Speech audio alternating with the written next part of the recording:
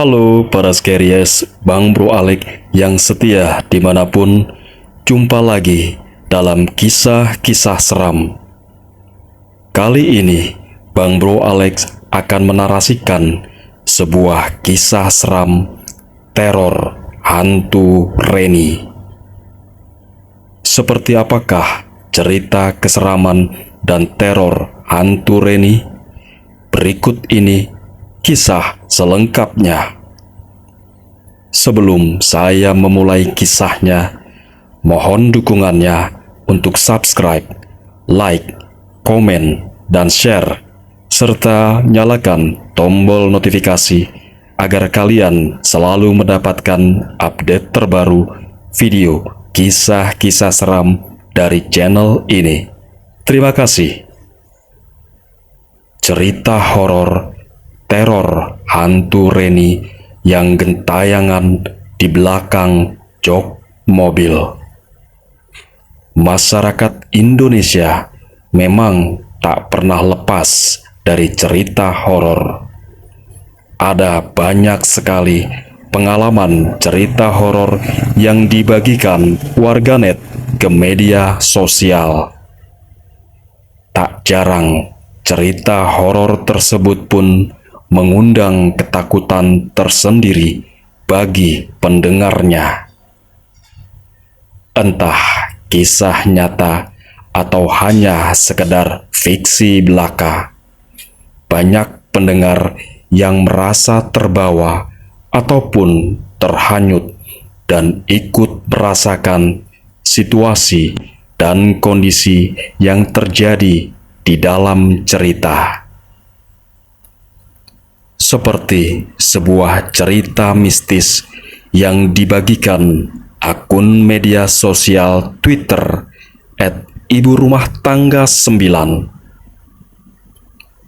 Bagi kamu yang merasa penakut dan sedang sendirian di rumah, sebaiknya untuk mengajak teman mendengarkan cerita ini. Pasalnya, cerita yang diberi judul Ibu dan Anak Itu sukses membuat siapa saja yang mendengarnya merasa merinding seketika. Langsung saja kita masuk ke ceritanya. Kejadian bermula ketika seorang pria bernama Krishna yang bekerja sebagai sales di sebuah perusahaan rokok terbesar di Indonesia baru saja mendapatkan bonus dari kantornya. Ia mendapatkan bonus karena berhasil mencapai target yang telah ditetapkan oleh pihak perusahaan tempat dia bekerja. Berhubung bonus itu terbilang lumayan, ia pun berencana untuk membeli sebuah mobil. Krishna saat ini tengah memiliki seorang istri yang sedang hamil muda.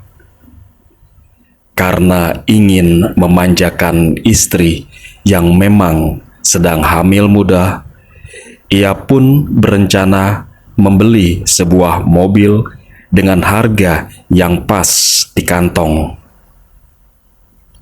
Dirinya berencana untuk membeli sebuah mobil dengan kondisi bekas agar bisa lebih murah dan dapat dibayar dengan cash. Singkat cerita, Krishna menemukan mobil yang pas di hati dan juga sesuai dengan budget, yakni mobil Grand Livina berwarna abu-abu. Krishna membeli mobil tersebut dari seorang bapak-bapak yang sedang membutuhkan uang. Karena dirasa cocok dan pas, akhirnya Krishna pun bersepakat dengan bapak tersebut. Awal mobil tersebut datang ke rumah pasangan baru menikah tersebut, mereka berdua sangat senang sekali. Mereka jadi bisa leluasa pergi kemana saja dengan mobil sendiri tanpa memakai mobil kantor. Namun, baru beberapa hari di rumah, mobil si Abu Monyet, begitu panggilan kedua pasangan itu, selalu tercium bau amis. Ya, seperti bau amis darah. Mereka selalu mencoba mencari-cari di sela-sela mobil untuk mengetahui sumber asal dari bau amis tersebut. Yang mereka takutkan justru ada binatang yang mati dan mengeluarkan darah. Tapi semua itu tak membuahkan hasil, karena tak ada satupun binatang mati di sela-sela mobil mereka. Bau amis darah itu pun semakin menyengat ketika sore menjelang malam hari. Krishna pun sering membawa si Abu Monyet itu ke tempat cuci mobil dan diminta untuk diberikan pewangi yang lebih banyak. Namun, tetap saja bau amis itu masih tercium ketika sudah sampai di rumah. Selain itu, jika mereka sedang mengendarai mobil di malam hari, selalu saja terdengar suara tangisan bayi, meski suaranya samar-samar. Meski tak begitu jelas, suara tangisan bayi itu cukup mengganggu mereka. Hingga pada akhirnya Krishna berencana membawa mobil itu ke seorang paranormal atau ke orang yang tahu menyelesaikan permasalahan mobil itu. Karena menurutnya ini bukanlah permasalahan yang biasa terjadi. Tapi karena kesibukan pekerjaan, akhirnya rencana ke paranormal itu selalu diundur-undur.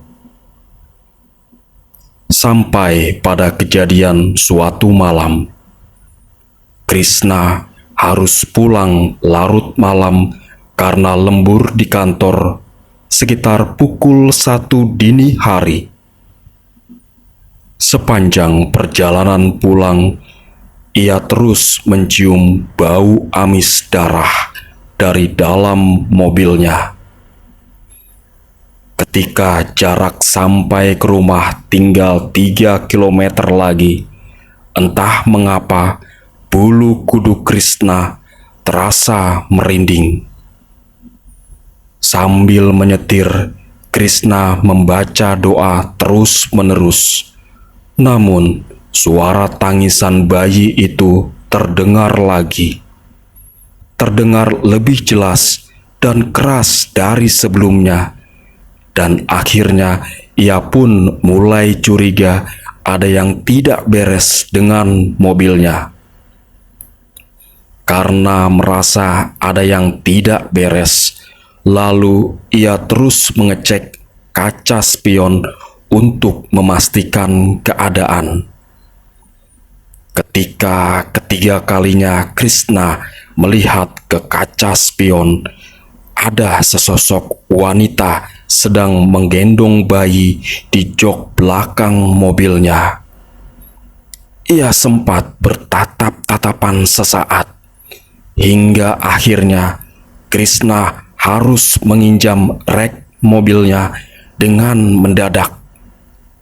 Sontak Krishna langsung keluar dari dalam mobil.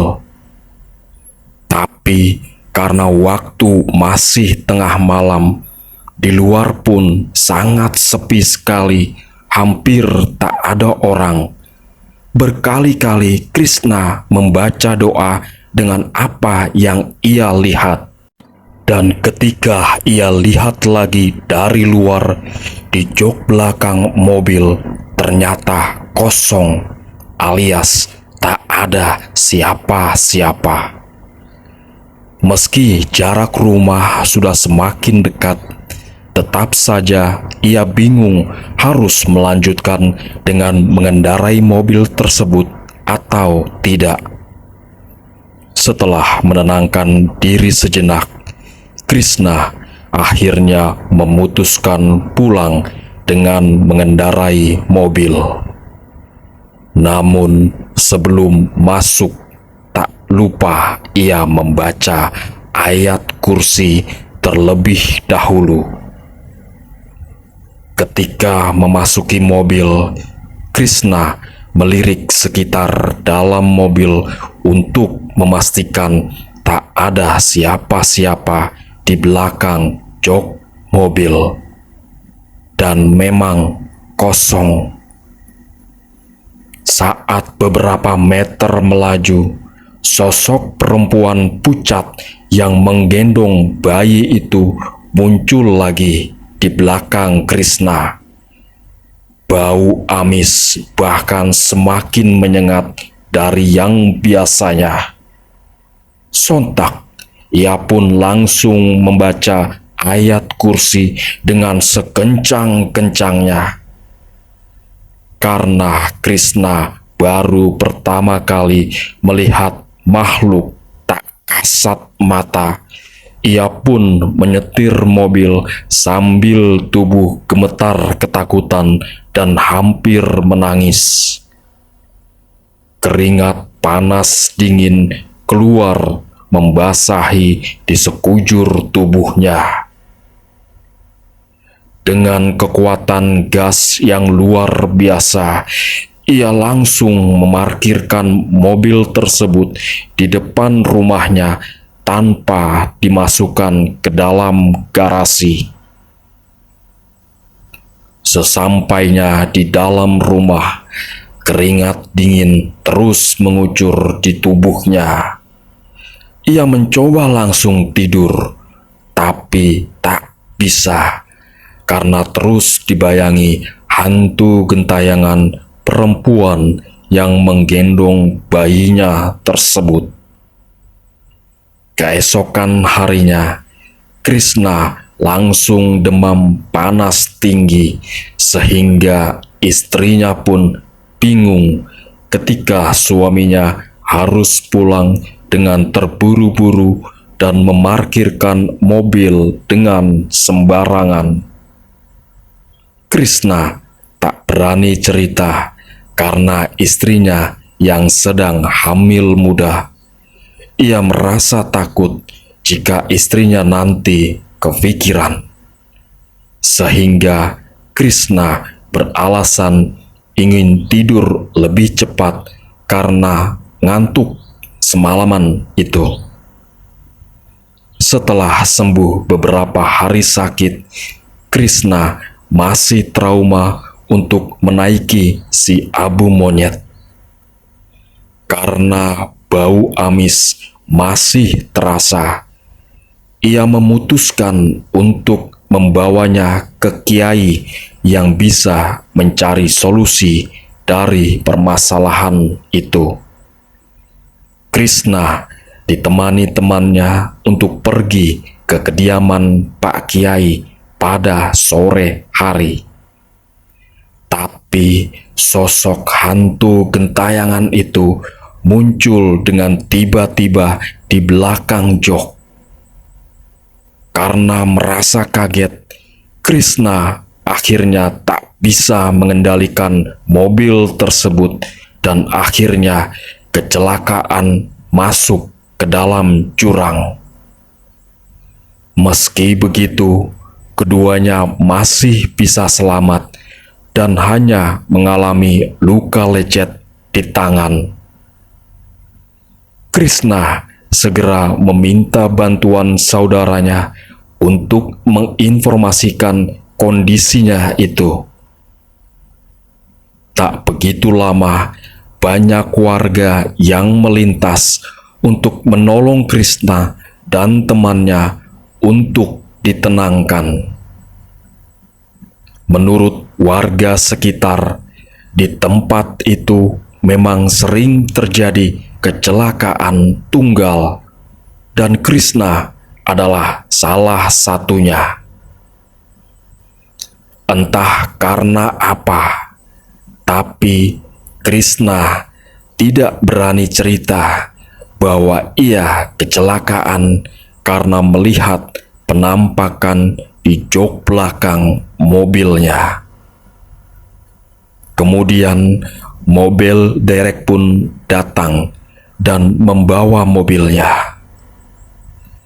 Krishna pun dijemput oleh saudaranya, dan selama di dalam mobil saudaranya, ia pun membahas kenapa ia bisa kecelakaan di sana.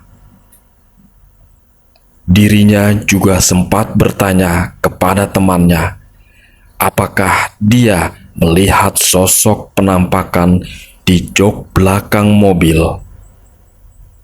Tapi katanya, dia tidak sama sekali melihatnya.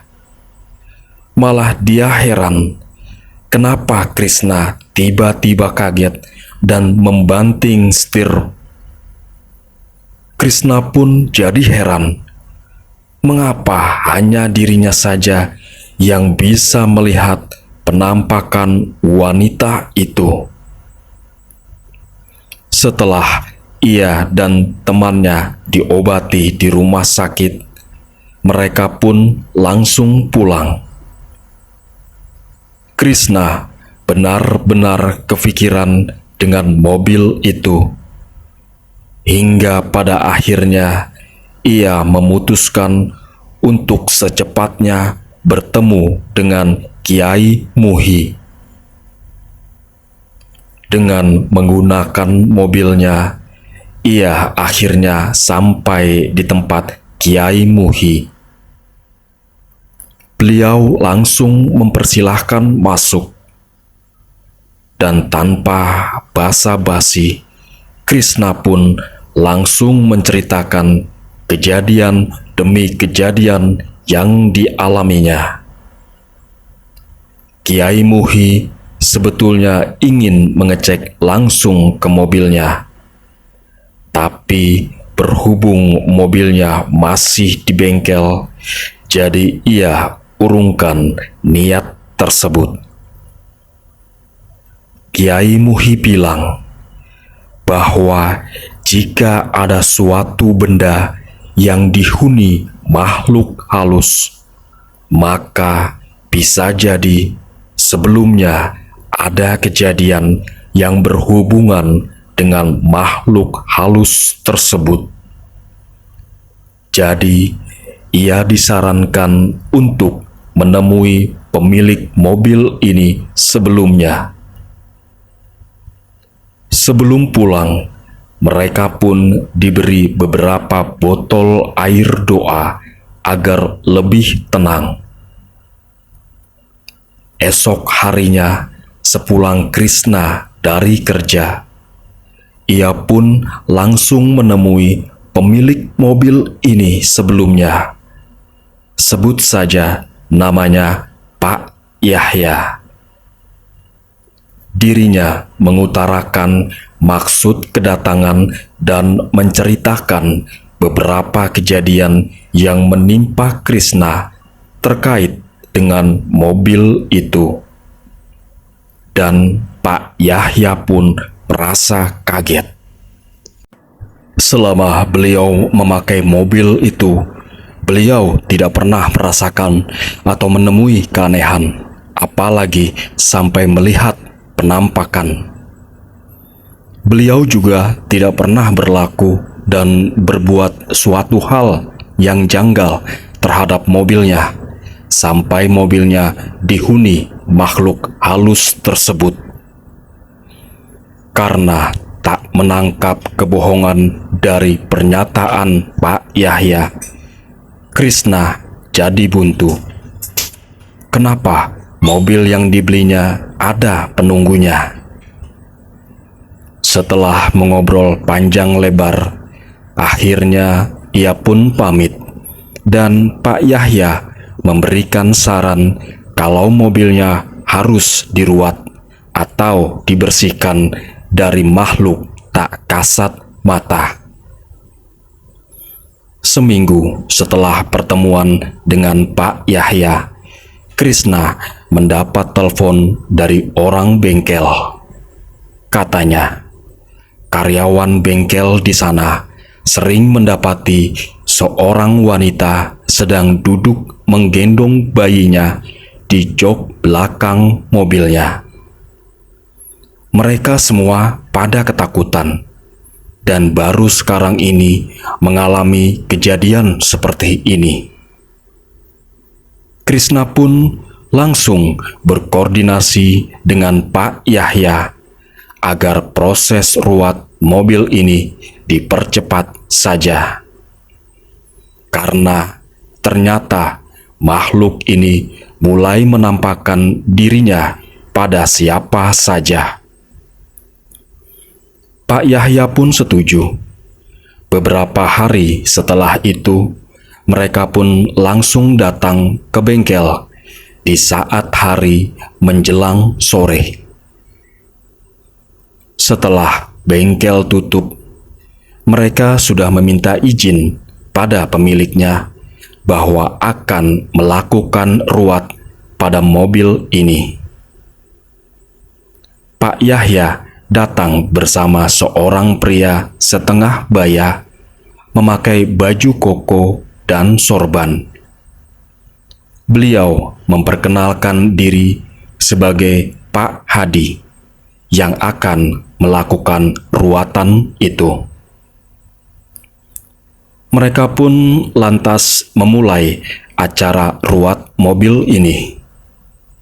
Di sana, selain ada Krishna, Pak Yahya, dan Pak Hadi, ada juga pemilik bengkel dan beberapa karyawannya.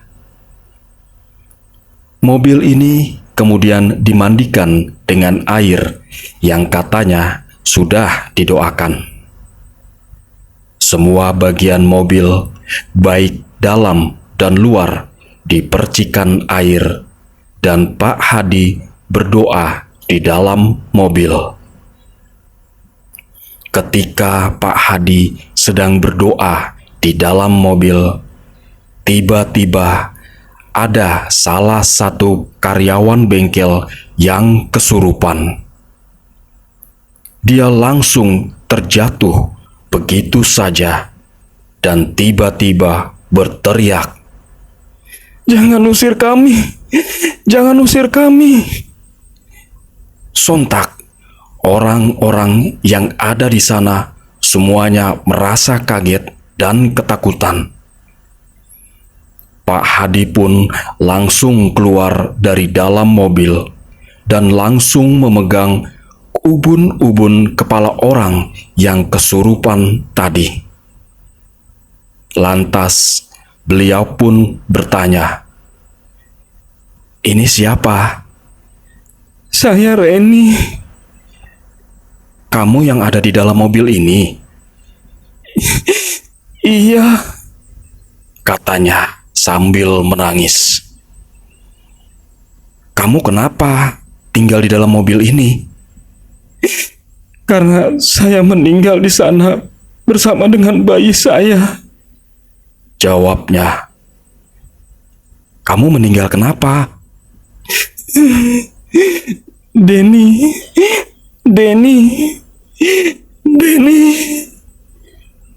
Orang yang kesurupan itu malah menangis dan menyebut nama Denny. Entah siapa Denny itu. Krishna tidak kenal.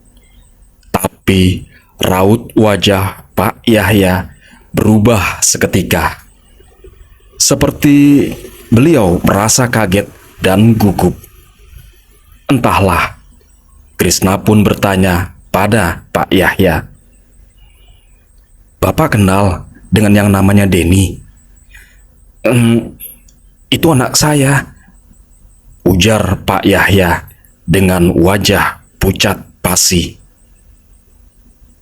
Ternyata Pak Yahya mempunyai anak bernama Denny yang masih sekolah di bangku SMA kelas 3. Wah, Krishna pun kaget dibuatnya. Sedangkan arwah Reni ini tidak mau disuruh untuk meninggalkan mobil tersebut karena katanya dia merasa nyaman berada di sana. Dia malah menangis dan terus menangis. Pak Hadi yang berusaha untuk memindahkan arwahnya seperti merasa kewalahan. Beliau nampak terlihat capek sekali. Krishna dan Pak Yahya akhirnya mengambil keputusan untuk mencari tahu dari Denny. Mungkin Denny tahu seseorang yang bernama Reni. Akhirnya mereka sudahi ruatan mobil ini. Krishna langsung ikut Pak Yahya pulang ke rumah beliau untuk bertemu dengan Denny. Kebetulan Denny sedang ada di rumah, jadi mereka bisa langsung bertanya padanya. Ketika mereka menanyakan nama Reni pada Denny, reaksi Denny langsung kaget dan pucat pasi. Pak Yahya langsung curiga melihat reaksi Denny. Krishna pun demikian. Jadi mereka mendesak Denny untuk menceritakan siapa Reni ini sebenarnya. Ternyata Reni ini adalah pacar Denny. Mereka sudah berpacaran cukup lama, dan gaya berpacaran mereka bukan hanya sekedar pacaran biasa. Pacaran mereka sudah melewati batas, dan akhirnya Reni pun hamil. Awalnya Denny bersedia bertanggung jawab atas kehamilan Reni. Tapi Denny berjanji akan menikahi Reni jika sudah lulus ujian SMA. Dan Reni pun menyanggupinya. Walaupun Reni harus menunggu dan menutupi perut buncitnya. Tapi malam itu Reni meminta tolong pada Denny bahwa dia merasakan mulas. Dia sepertinya akan melahirkan. Jadi meminta tolong Denny untuk menjemputnya. Denny pun menjemput Reni ke rumahnya dan rencananya akan mengantar Reni ke klinik bersalin. Denny menjemput Reni menggunakan mobil si Abu Monyet yang saat itu masih milik ayahnya. Sebelumnya, Reni ini hanya tinggal bersama ayahnya, sedangkan ibunya sudah lama meninggal. Jadi, karena ayahnya sibuk bekerja, dia tidak sadar dengan perubahan fisik anaknya. Reni pun sedemikian rupa menutupi kehamilannya selama di sekolah, supaya tidak ada satu orang pun yang curiga. Selama di perjalanan menuju klinik, Reni merasakan sakit mulas yang teramat sangat di perutnya. Denny dan Reni pun panik. Mereka tidak tahu harus berbuat apa. Tapi tiba-tiba pikiran jahat berkelebat di pikiran Denny. Dia langsung membekap mulut Reni sampai Reni kehabisan nafas. Akhirnya Reni pun meninggal saat itu juga. Sedangkan bayinya waktu itu masih hidup. Bayinya laki-laki. Namun karena setan sudah menguasai pikiran Denny, maka bayi yang tidak berdosa itu pun menjadi korban kebiadaban Denny. Karena takut perbuatannya diketahui oleh orang lain, maka Denny membuang jasad Reni dan bayinya ke jurang di suatu tempat malam itu juga. Denny merasa perbuatannya aman-aman saja dan tidak ada yang mengetahuinya. Ketika mendengar cerita lengkap dari Denny anaknya, Pak Yahya langsung emosi dan memukul Denny. Dia langsung bersumpah bahwa Denny harus mempertanggungjawabkan perbuatannya. Saat itu juga Denny langsung sujud di kaki ayahnya. Denny merasa salah dan hilaf. Krishna pun yang mendengarnya hanya bisa geleng-geleng kepala. Bahwa pergaulan anak muda zaman sekarang memang benar-benar sudah di luar batas. Mereka tidak memikirkan resiko atas perbuatan mereka. Pak Yahya pun mendesak Denny untuk menunjukkan di mana dia membuang jasad Reni dan bayinya. Keesokan harinya, setelah mereka laporan ke polsek terdekat dan ditemani beberapa anggota kepolisian dan langsung menuju jurang yang dimaksud oleh Denny. Ternyata jurang yang dimaksud Denny adalah jurang di mana tempat Krishna kecelakaan. Mungkin di kecelakaan Krishna kemarin, Reni ingin menunjukkan di mana jasad dirinya berada. Tapi waktu itu dia tidak melihat sekeliling. Ternyata jasad Reni diketemukan sudah membusuk saat itu juga beserta jasad bayinya yang dilahirkannya. Mereka ditemukan tertutup daun-daun kering di dasar jurang. Begitulah jika setan sudah merasuki jiwa seseorang. Untuk menutupi kesalahannya, dia melakukan kesalahan lain yang lebih fatal. Akhirnya, Denny dipenjara untuk mempertanggungjawabkan perbuatannya.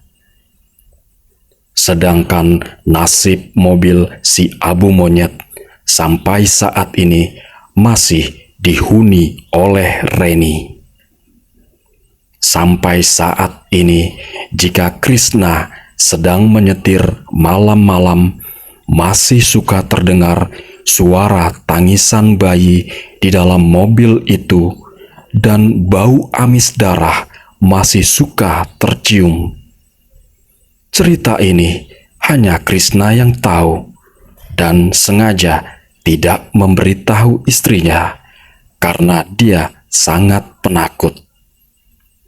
Kejadian pembunuhan Reni terjadi seminggu sebelum mobil ini dibeli oleh Krishna. Jadi, mungkin wajar saja jika Pak Yahya tidak merasakan keganjilan seperti yang Krishna rasakan.